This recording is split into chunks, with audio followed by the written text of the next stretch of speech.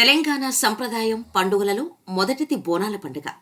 ఆషాఢ మాసంలో ఆదివారం నాడు గోల్కొండ కోటలో మొదలై 1 నెల రోజుల పాటు సాగుతోంది. చివరన హైదరాబాద్ పాత నగరంలోని లాల్ దర్వాజా శ్రీ సింహవాహిని మహంకాళి అమ్మవారి ఆలయంలో చివరిగా బోనాల పండుగ ముగుస్తోంది. ఈ పండుగను వీక్షించేందుకు సికింద్రాబాద్, హైదరాబాద్ నుంచి మాత్రమే కాకుండా వివిధ రాష్ట్రాల నుంచి ప్రజలు వస్తారు. ఈ ఉత్సవం 2 రోజుల పాటు కొనసాగుతుంది. మొదటి రోజు అమ్మవారికి బోనాలు సమర్పించడం, రెండవ రోజు రంగం కార్యక్రమం, పోతరాజుల నృత్యాలు, శివసత్తుల విన్యాసాలు, వివిధ డప్పుల దరువులు, బోనాము ఎత్తిన మహిళల మధ్య అంగరంగ వైభవంగా నిర్వహిస్తారు. బోనం ఎత్తిన మహిళలను అమ్మవారి స్వరూపంగా భావించి వారి పాదాలకు మంచినీటితో సాకగా పోస్తారు. బోనం తయారు కోసం మొదటిగా ఒక కొత్త కుండని కొనుగోలు చేసి పవిత్రంగా అన్నాన్ని వండి ఈ కుండలో ఉంచి ఘటానికి, కుండకి కుంకుమ, పసుపు, వేప చెట్టు ఆకులతో అలంకరణ చేసి పూజ మొదలు పెడతారు. శ్రీ సింహవాహిని మహంకాళి ఆలయ చరిత్ర. పాత బస్తీలో ఎన్నో దేవాలయాలు ఉన్నప్పటికీ అందరిచే పూజలు అందుకుంటూ మొదటి స్థానంలో ఉండేది మాత్రం శ్రీ సింహవాహిని మహంకాళి మాత ఆలయం. 1908లో మూసీ నదికి వరదలు సంభవించాయి. హైదరాబాద్లోని ప్రజలు అందరూ అతలాకుతలమైపోయారు.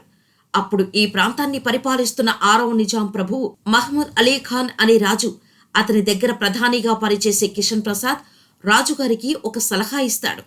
వరద పోటు ముప్పు వచ్చింది. ఈ వరద ముప్పు తగ్గుముఖం పట్టాలి అంటే లాల్ దర్వాజాలోని శ్రీ సింహవాహిని అమ్మవారికి పూజలు నిర్వహిస్తే వరద తగ్గుముఖం పడుతుంది అని అంటారు. అప్పుడు నిజాం ప్రధాని కిషన్ ప్రసాద్ ఇచ్చిన సూచన మేరకు 6వ నిజాం నవాబు గారు పూజలు నిర్వహించి ఒక బంగారు చాటలో పట్టు వస్త్రాలు, మేలిమి ముత్యాలు, నగలు, బంగారు గాజులు పెట్టి వాటిని అమ్మవారి దగ్గర పూజలు నిర్వహించి వాటిని మూసీ నదిలో వదిలిపెడతారు. అలా మూసీ నదిలో వదిలిపెట్టడం వల్ల వరద తగ్గుముఖం పడుతుంది.